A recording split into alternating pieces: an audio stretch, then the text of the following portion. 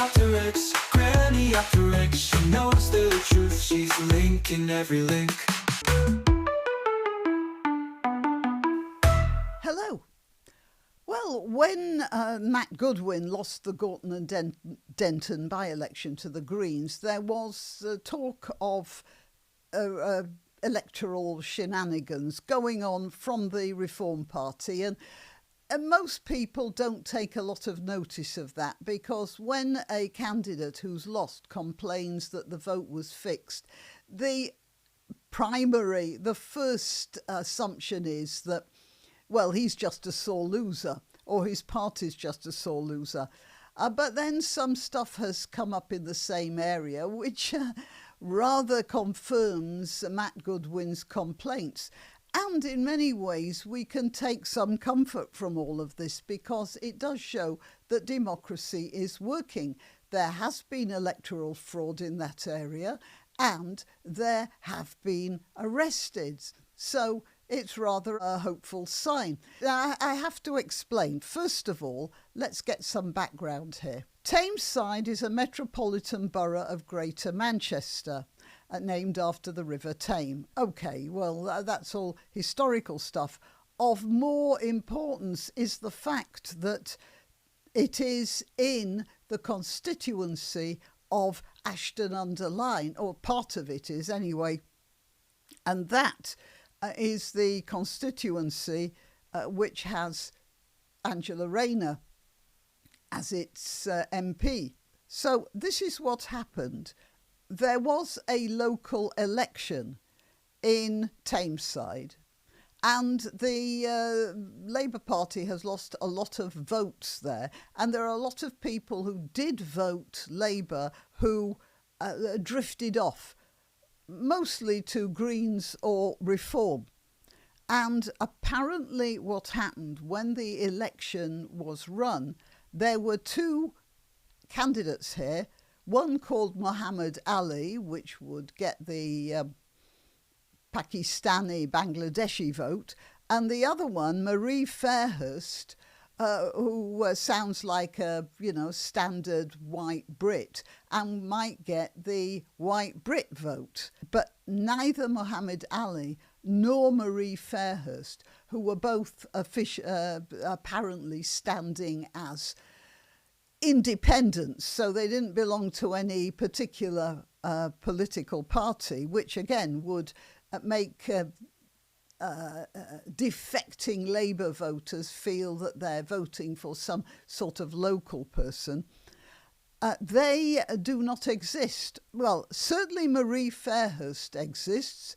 There is a Marie Fairhurst in that area, and she had absolutely no idea that she was running in an election. The fact is that that whole area is defecting from the Labour vote. And it's possible that one of the reasons for Angela Rayner to buy a flat in Hove, which is in the Hove and Brighton area and has a good chance of returning a Labour MP, that she bought a flat in Hove because come the next general election, she isn't going to stand in Ashton-under-Lyne, which is the constituency that contains, as part of itself, Tameside, and she is not going to run there. So, yeah, even when all of this came out last year, it was taken for granted that she was going to stand in Hove. Now, part of Tameside overlaps Gorton and Denton, which Labour lost to the Greens last year, and it looks like they were trying to skew the voting figures by inventing a population of independent candidates in the last elections in order to split that non-Labour vote. The police didn't find this. The local newspaper, the Manchester Mill, found it. Here, this is the voting results for that local election. So you can see the winner was Labour with 1,352 votes. And down here, the two dark horses, Marie Fairhurst and Muhammad Ali, they took 291 votes, which was just about enough to beat Ahmed Mahmoud, an independent, into second place. And as I said, this whole business was discovered by a local digital newspaper called the Manchester Mill. And here's their page. Exclusive, 5 arrested following Mill investigation. The Mill can reveal that 5 arrests have been made following our investigation into claims that fake independents were put forward by Tameside Labour in May's local elections in order to split opposition votes.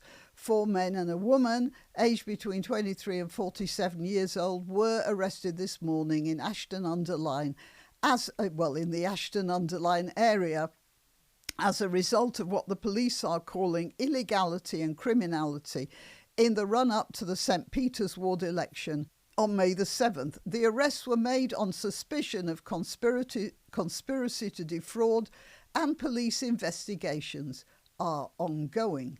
So, our investigation heard that internal messages had been circulated. Let's get this further up here.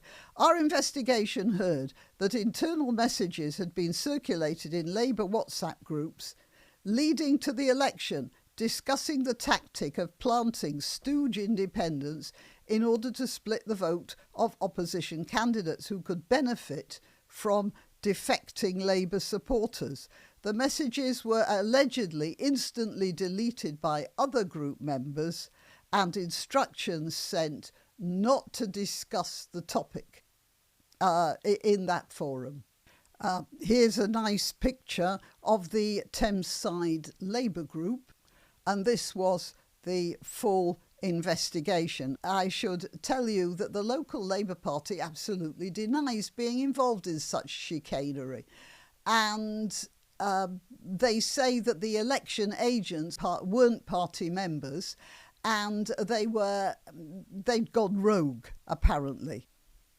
There appears to have been some very serious election fraud going on here, and it was going on in a constituency that is a part of Angela Rayner's patch. And that sort of cheating comes about when, in any organisation, that sort of cheating comes about when the boss is either not paying attention or in some way complicit, even if only a nod and a wink sort of complicit.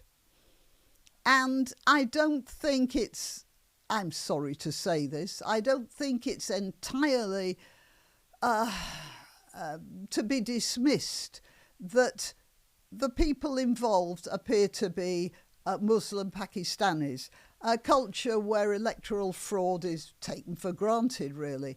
And so I suspect that the non-Pakistani Muslims had the feeling that since Labour is always on the right side of history and everything Labour does is for the greater good, then they might have, indulged this sort of thing for the greater good. And I suspect that the ones who had ethnic origins in Pakistan didn't even think about it in those terms. All's fair in love and war. If you're fighting for a seat in an election, that probably falls into the same category. So, yes, it's obvious. I mean, we sort of thought that maybe there was some small things going on. Family voting, for instance. Family voting, doesn't that sound nice? It's when the whole family goes into a election booth, a kiosk, whatever it's called, and then the family members all vote together. So obviously they're going to vote for the same thing. And if you're trying to create a block vote, you tell the pater familias to tell his wife or wives and children all to vote for the same thing. And that's definitely illegal, but it was not particularly supervised during that particular election. One of the excuses would be, my wife doesn't read English that well, so she needs some help in translating the various candidates, but she'll vote for what she wants. Yeah, all right, yeah, go ahead. It's that sort of thing that was going on. But there might have been other things as well, of course. And only the Reform Party would know about that. Sometimes political parties are a little reticent about actually naming cheating. It could get them into libelous trouble, I suppose. Very difficult to prove. But they were right to talk about that, and it appears it's far more widespread, and not only widespread, but embedded in the local political culture. So the only thing we can say is that it was discovered not by the police, but by a local newspaper, which just shows the worth of local newspapers, and it was acted on by the police, finally, which is excellent news.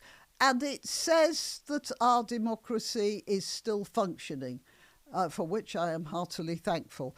All right, well, more stuff will probably come out later on, I suppose. But meanwhile, Angela Rayner's constituency riddled with corruption. What a surprise. Till next time. You can help my channel by subscribing and clicking the notification bell. That's quite important. And by sharing if you're so inclined. Links to my other channels and to donation methods are in the description. But the best way you can help is simply by clicking like and notify. Thank you.